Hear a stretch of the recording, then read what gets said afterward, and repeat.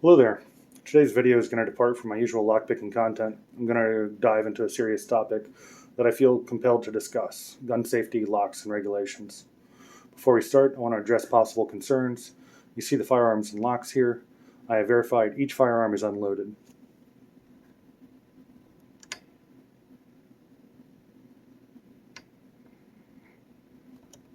If you're unfamiliar with gun safety rules, there are 5 I would like to tell you now.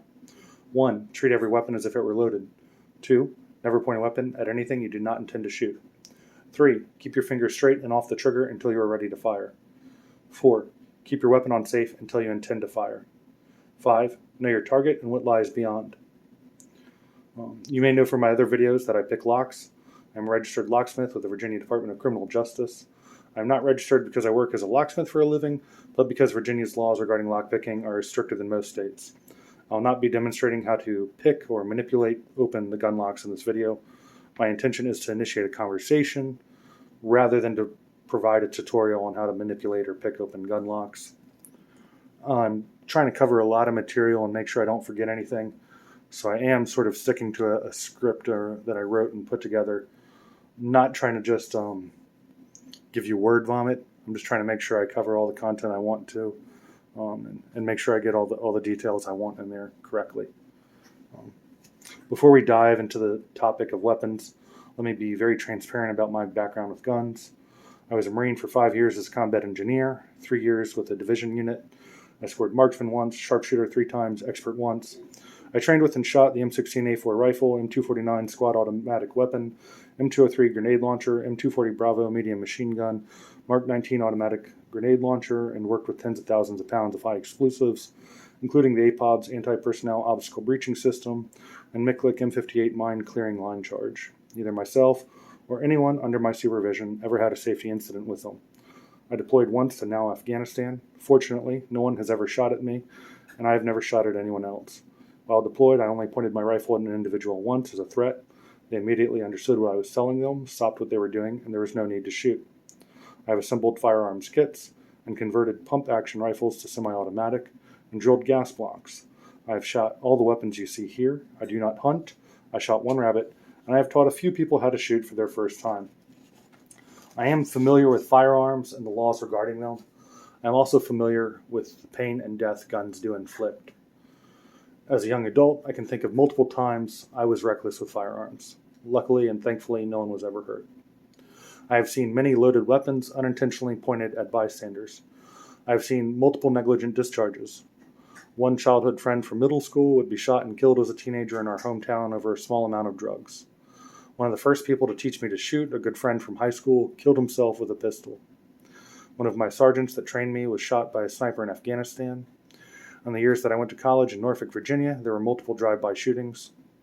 A couple of years ago, one of my previous corporals put on body armor, grabbed a rifle, and called the police on himself for suicide by cop. My best friend would be shot at in a fight about a girl. Luckily, he was not hit. A couple of years ago, my brother was robbed at gunpoint. And less than a year ago, my brother would commit suicide with a pistol. He had just turned 18. Currently, I have a concealed weapons permit. I own roughly 10 guns, including an ATF Class 3 device with tax stamp. However, my view on guns has evolved, and I will not be renewing my National Rifle Association or Virginia Coalition Defense League memberships. With that background out of the way, I want to start talking about the need for civil conversations. One of the roadblocks to progress in the gun debate is the lack of civil conversations. Instead of trashing political parties, let's recognize some common ground. Both gun owners and gun control advocates share a desire to protect loved ones from violence. I've never seen trash-talking political parties help. I think we should save it for the voting booth. Instead, focus on issues at hand and find common ground. Both sides need to recognize the shared goal of protecting innocent lives. Responsible gun ownership and effective gun control measures can coexist. Let's also show each other some basic respect. The majority of the 82 million gun owners in the United States follow the law and are trying to be safe and responsible with guns. The statistics would be much worse if this were not true. The majority of Americans do not own guns, and over half of Americans report either being threatened with a gun, having a family member being killed by a gun, including suicide, or having witnessed someone being shot. Even if most Americans are not familiar with guns, they are familiar with gun violence and have a right to speak and be heard. There are a couple of common misconceptions we can address really quickly. One, you often hear many gun owners have fully automatic weapons. Fully automatic means the weapon shoots multiple bullets while holding down the trigger. Fully automatic weapons are very restricted and expensive to get. Most gun owners have semi-automatic weapons, one trigger pull for each bullet fired. Every weapon you see here is semi-automatic.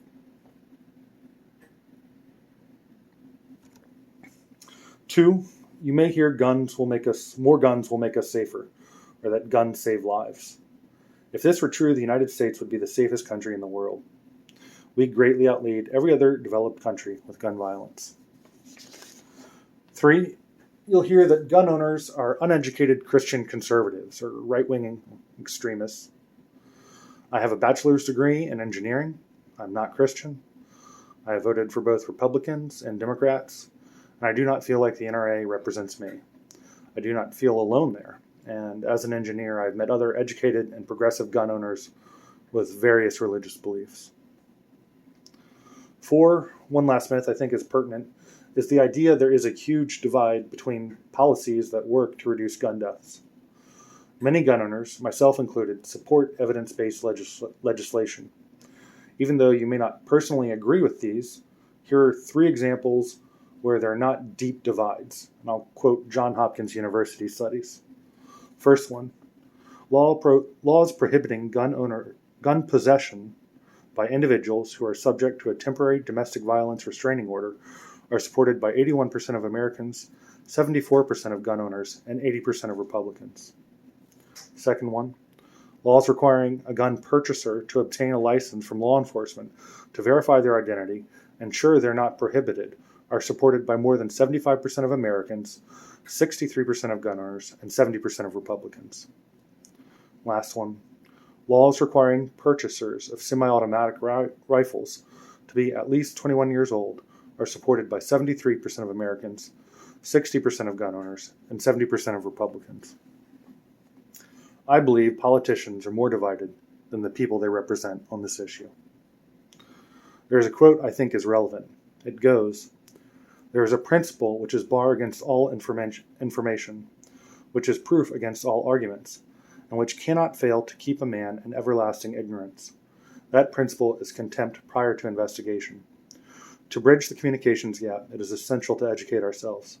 Whether you are a gun owner or an advocate for gun control, understanding existing laws, gun safety, and firearm technology is crucial. I'm only going to be able to scratch the surface of those topics here. Please try to keep an open mind during discussions. There's always something new we can learn. I know all statistics are lies, but I want to look at some numbers on gun use and violence in the U.S. I did not expect these numbers to be taken as exact values, but we can look at them to give us ideas about general trends and orders of magnitude. Every day, 327 people are shot in the United States. Among those, 117 people are shot and killed, 67 die from gun suicide, 46 are murdered, 2 are killed by police, 1 is killed unintentionally, 1 died but the intent was unknown. 210 survive gunshot injuries. 90 are shot unintentionally and survive. 90 are intentionally shot by someone else and survive. 12 are shot and survive but the intent was unknown. 10 survive and attempted gun suicide. 4 are shot by police and survive. Each day, 23 children aged 1 to 17 are shot in the U.S. 6 die from gun violence. 3 are murdered. 17 children and teens survive gunshot injuries. 8 are intentionally shot by someone else and survive. 2 children and teens either die from gun suicide or survive an attempted gun suicide. 8 children and teens are unintentionally shot in instances of family fire, a shooting involving an improperly stored or misused gun found in the home, resulting in injury or death. Some of these shooting incidents will be defensive gun use, firearms used legally and correctly for self-defense. There are not clear statistics on these. The best number I could find from the National Crime Victimization Survey and CVS showed about 70,000 cases of defensive gun use, which may be brandishing a firearm and not shooting it. That's compared to roughly 484,000 cases of crimes involving a gun. This next part I'm going to quote from there. In 2020, the most recent year for which the FBI had published data, handguns were involved in 59% of the 13,620 U.S. gun murders and non-negligent manslaughters for which data is available. Rifles, the category that includes guns sometimes referred to as assault weapons, were involved in 3% of firearm murders. Shotguns were involved in 1%. The remainder of gun homicides and non-negligent manslaughters, 36%, involved other kinds of firearms or those classified as type not stated. Down here on the bottom, you can see the pistols. I don't have a shotgun to show. These three on the top are all rifles. The top one is probably what you would most likely consider an assault rifle. However, depending on your state's definition, any one of those three rifles could be considered an assault rifle. Active shooter incidents have continued to grow over the past 20 years. There are various definitions, but looking at 2021, between data from the FBI and Gun Violence Archive, 103 to 706 people were killed. That's about 0.2 to 1.7% of the total deaths by firearm that year. It says to me, when also considering many of the homicides are from spouses, especially so when women are murdered, that for any given individual, they are most likely to be shot by someone in their own home, with a very large percent of those being suicides and accidents. That's important to keep in mind when we're considering what we need to fix. Assault weapons and mass shootings scare us, and they get our attention, so that is what the media shows us the most. It is not what's killing the majority of Americans. I don't say this to dismiss the victims or discussions on types of rifles out there. I say it to help explain why I'm going to concentrate on talking about safe training and storage first. One of the most valuable resources for a gun owner is hands-on safety and training course. Significantly more important than what gun you own is your familiarity in training with it. When people ask me, what gun should I get to defend myself, my question back is, what training do you have or do you plan to get? If the answer is none, I don't recommend you get a gun. I recommend you look into a stun gun, pepper spray, or less lethal pistols like the ones from, forgive my pronunciation, Byrna, B-Y-R-N-A. You can still injure or kill people with these, but it's much less likely than with a gun. In Virginia right now, there is no requirement for training to purchase a gun or for open carry, which is what it sounds like, carrying a weapon open in public. There is a requirement for training for a concealed weapons permit. Many states in the U.S. do not require any training for concealed carry. I count 9 to 11 depending on how you read the law. Regardless of the law, as a responsible gun owner, I think anyone who wants to purchase a firearm needs to get training from professionals and experience shooting prior to purchasing a gun. I say that for two reasons. Purchasing a firearm without training is dangerous. Do you know what the internal safeties the gun you purchased has? Or how to properly load and unload it? Or do you know how to handle a gun safely when you start getting burned by the hot casings ejected from the gun that sometimes bounce and fall into your clothing? The second reason is also practical. You likely will not know which gun is best for you until you have had some hands-on experience. Is that slide too hard for you to rack? Does the slide bite your hand when it fires? Is the gun sometimes something you can comfortably hold? These are all things a course should introduce you to and give you at least basic experience with. You will learn how to use a firearm legally, responsibly, and with some skill. My wife took a women's-only pistol defense course, which was led by female instructors near us and included live fire training. I'm not sure what they told her differently than I did, but her shooting improved significantly after taking it, and she felt more comfortable and confident shooting as well. When I say professionals, I mean ideally individuals who do weapons training for a living. If you have family or friends that are law enforcement, military personnel, or even gun enthusiasts or competition shooters, they are valuable assets to talk to and train with. I still recommend going to a formal class with instructors. They will have more experience teaching brand new people, which is a skill. I've forgotten some of the challenges of first learning to shoot and may forget to teach you. An instructor is going to follow a predetermined course and make sure you get that information. And let's be honest, there are some gun owners out there that do not know what they're doing. If you're new, you may not realize the person teaching you is not being safe. Going to a formal class should prevent that. This also ties into the statistics about the 90 people unintentionally shot a day. Should it be a legal requirement?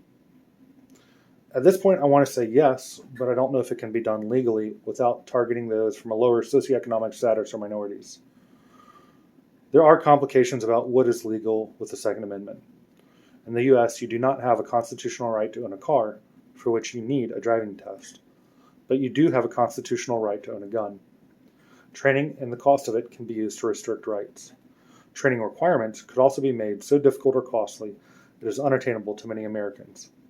So I do not think the answer is simple. I think it should be a discussion.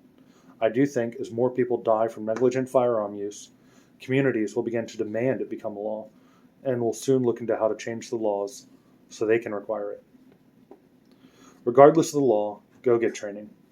The NRA has nationwide training classes, and their courses will often suffice for a concealed weapon permit. You can also go to a local gun shop and ask if they recommend anyone. They should be able to point you to local instructors that have earned a good reputation. My local gun shop has cards on their counter for local firearms instructors. Many gun ranges will also provide hands-on training, and if not, will recommend someone who can. So I would look for one near you and give them a call. My intention there is not to discourage responsible gun ownership, but to highlight the need for proper training and awareness. Now I'm going to shift gears a little and talk about gun storage and locks. My entire time I was in the Marines, I was issued a rifle. The exact rifle that was issued to me changed, but at any point in my career, there was a rifle and serial number assigned to me. The rifle spent the majority of their life checked into an armory, a building with multiple locks, alarms, and armed guards protecting it. When I checked it out of the armory, it was my responsibility to retain it. The primary way I maintained control of my rifle was by keeping it with me, literally in arm's reach at all times. There were occasions where there was a group of us that needed to do some work, and we would stack our rifles in a pile and choose one Marine to watch over them with his rifle. Lastly, in boot camp, a couple occasions while traveling internationally, and when deployed, certain weapon systems or rifles would be outside of the armory and outside of direct supervision. Things like vehicle-mounted machine guns. In all these cases, we secured the weapons using at least one form of lock and sometimes multiple locks. That is not to say I never saw negligent weapon storage, but the long story short, every case I can think of was taken care of quickly and swiftly and seriously by the chain of command. The ATF provides an enormous amount of information on guns stolen in the United States. Nationwide, there are about 250,000 guns stolen each year. That's about one gun every 2 minutes. 95% of those gun thefts are from private citizens, not manufacturers, dealers, or commercial transport. The most common gun stolen is a 9mm pistol. That is a 9mm pistol. The number of these guns that are stolen from cars has continued to increase over the past 20 years, such that the majority of guns stolen in 2020 were from vehicles. The gun my brother killed himself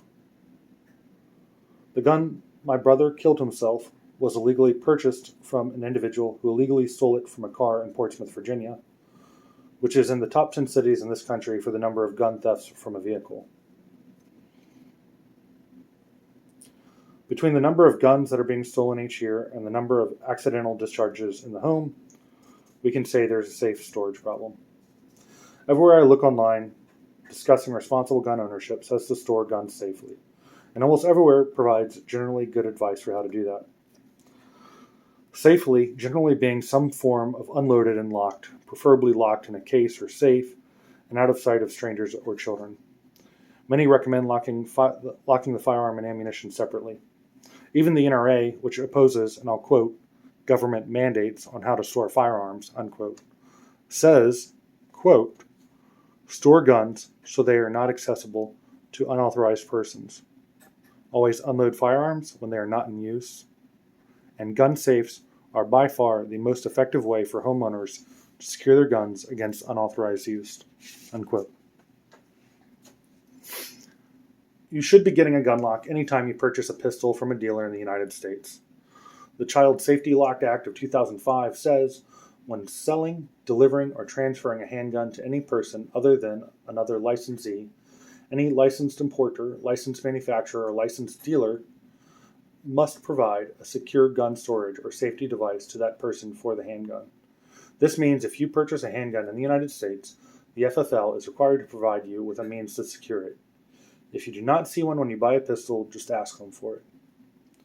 Project Child Safe is the official safety program of the National Shooting Sports Foundation, the trade association for the firearm industry.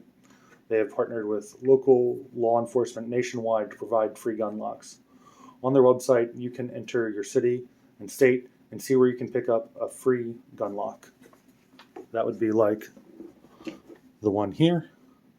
This is from Project Home Safe. It is another name for the same organization.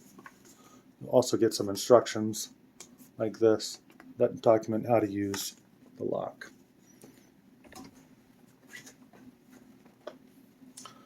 If you live in Virginia, House Bill 2387 passed last year, which provides a $300 tax credit for individuals or $600 tax credit for a jointly filed tax return for the purchase of a gun safe.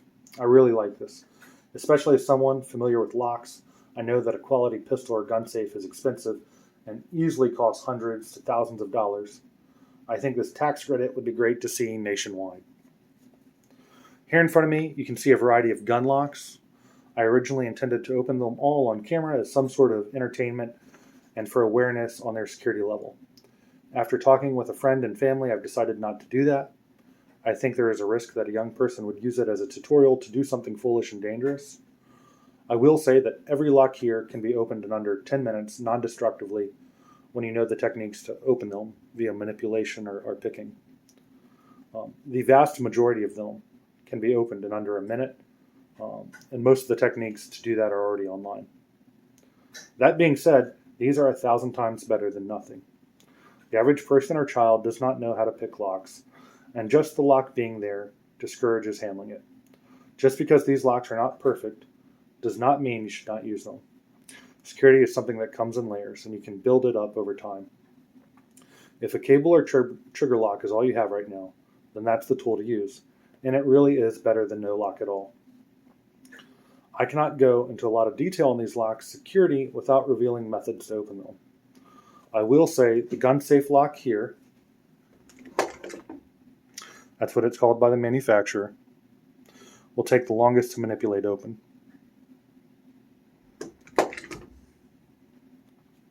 That being said, because it is a combination, someone in your house could try new combinations over time. It may also be of interest in countries that serialize and restrict barrels. This gun lock attaches to the barrel. That also means it does not secure the receiver, which is what's regulated in the United States. In the US, we serialize and regulate receivers. This barrel lock, like the trigger locks, generally do not allow you to lock the firearm to a structure. There's nothing to tether this down to a structure. Some trigger locks, like the Noble Guard NG900, can be secured to structures with a provided cable. So if you see here on this Marlin rifle right here, there's a cable that's attached to the trigger lock.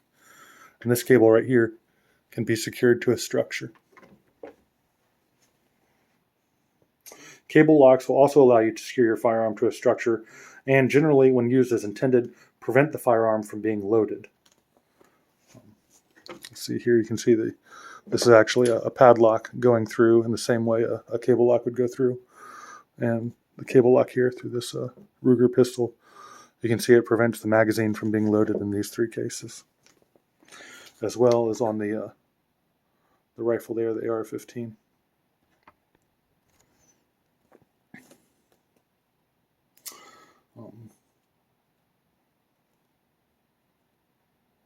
The cable can be used to secure your gun to the frame of your car, in the trunk, or under the seats. The trigger locks with fingerprint sensors are not more secure, but they can provide a method for quicker access to an unauthorized user. Here you can see a fingerprint lock that goes over the trigger. If you look at the keyway and the key, you may see it looks like it might have sliders there. It looks like a fancy key. This is one of the more expensive locks on the table. However, this lock is no more difficult to open than any of the other cable locks or trigger locks on this table. So the additional money does not actually provide additional security in this case, but it does provide easier access with the fingerprint. You can also purchase a gun cable, just the cable, and then use a padlock to secure it if desired. Some gun cases will come with holes for a padlock. Obviously, that's a plastic case. It's not really meant to be secure storage. I just mentioned that as it is another option, another way to further secure that firearm, building up those layers. And I want to emphasize that something is better than nothing, even though there's many faults that can be found with these.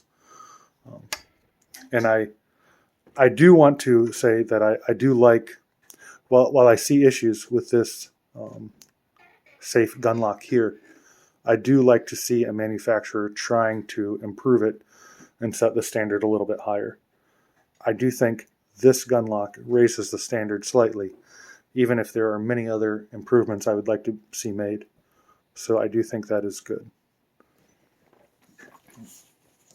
The next level up is going to be a lockbox or pistol safe. These can range significantly in quality and price. They offer the advantage of concealing your weapon and more protection from damage or disassembly. Depending on the quality, it may or may not be easier to open than a gun lock. I cannot afford to evaluate all the options out there. If any manufacturers want to send me one and get my opinion, public or private, just let me know. Contact me. But I am limited to what I have seen and other people's reviews and testing. 4 brands consistently came up as providing quality pistol or fast access safes. That would be, in no particular order, Fort Knox, Steelhead, V-Line, and Secure It. Some states also provide lists of approved devices for firearm storage, which may be important to you legally, so you'll need to check with your state laws to verify that. I believe any of those brands I listed will be on those lists. However, other locks you see may not be on those lists. And once again, you should verify for yourself. Gun safes are going to be the most secure option. These are going to be large safes that, when bolted to the framing in your home, cannot be easily removed and opened in another location. They can range in quality, just like pistol boxes. I do not have the money to do first-hand evaluations on them. If someone wants to cover the cost to provide them, I can evaluate them firsthand. The same brands I just mentioned as making quality pistol boxes also all appear to have good reputations for making quality safes. Again, in no particular order: Fort Knox, Steelhead, V-Line, and Secure It. I'll also mention that if you are a felon in Virginia, if you live with someone who owns firearms, they need to be secured in a manner in which you cannot access them, where the state of Virginia may try to prosecute you for illegal possession. Early in college, me and a roommate lived with a genuinely nice guy in Norfolk who was a felon. We lived in a somewhat bad neighborhood where people regularly tried to break into our cars, and we had to chain up the grill to keep it from being stolen. We used a large gun safe for the guns, and we did not give the roommate the combination. It was not because we didn't trust him, but because legally it protected him from being charged with having access to guns. Every lock or safe can be opened if enough time or resources are thrown at it. That is not the point. The majority of these thieves are not master safecrackers showing up with thermal lances. They are opportunistic smash and grabs. Teenagers and family getting access to loaded, unlocked, unsupervised firearms. If as gun owners we do not protect our firearms from unauthorized use on our own, we can expect the government will start stepping in and telling us how to do it. That brings me to the last topic I want to mention: legislation. Everything I discussed today is a current topic. The White House just released a statement a few days ago on plans to reduce gun violence. The first action items in their list all involve safe storage. They provide a guide from the Department of Justice on safe storage recommendations, and they also provide a guide to state legislatures of model legislation for securing firearms, written warnings, and civil liabilities.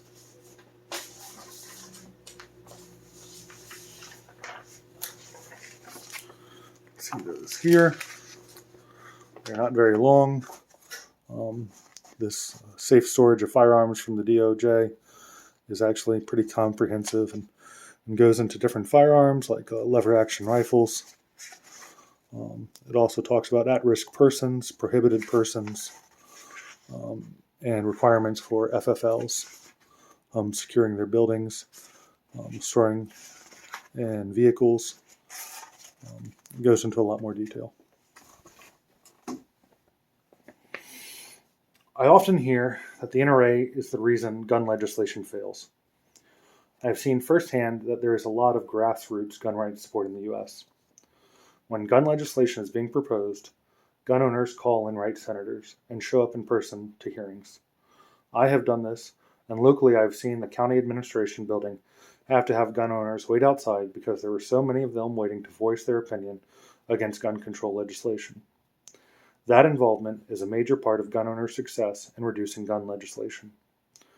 The majority of Americans are not gun owners, though, and the majority of Americans do have experience with gun violence.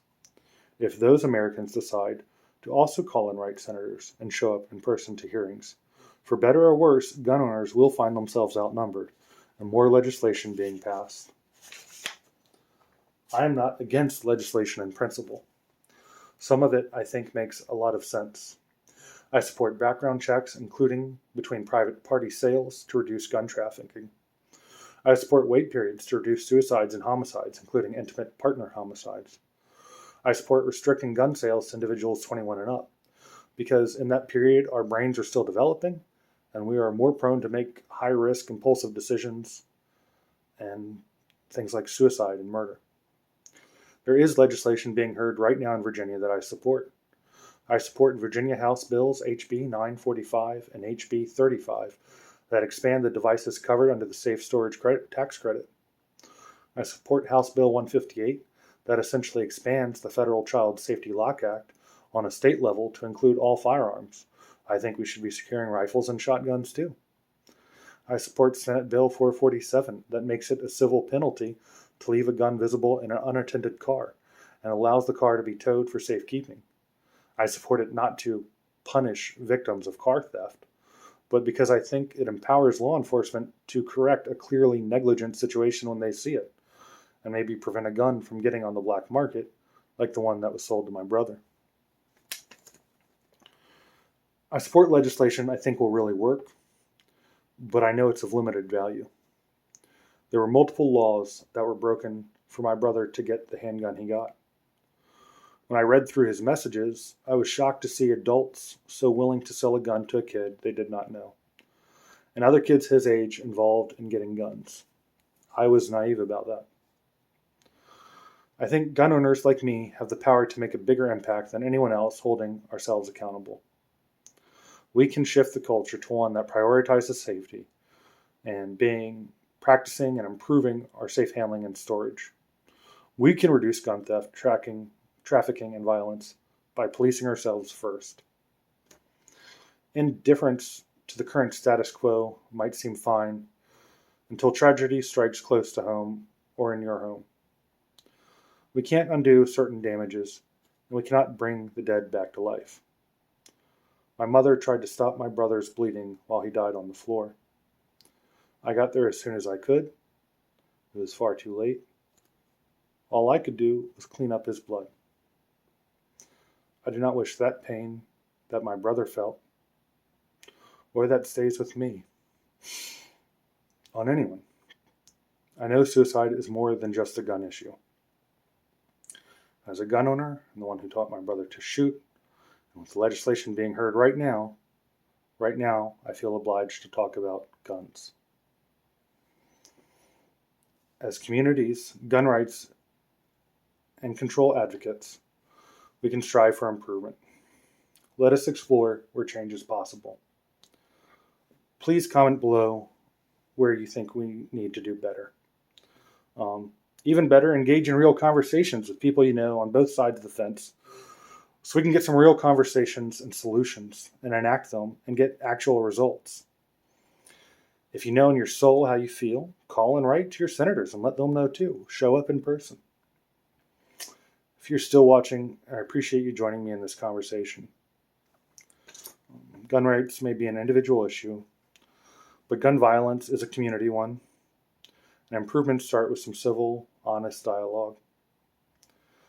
Discussing successful laws, responsible ownership, and realistic measures can pave the way for progress. We all play a part in trying to make a safer future. I think we can do better, and we need to do better. Thank you for watching.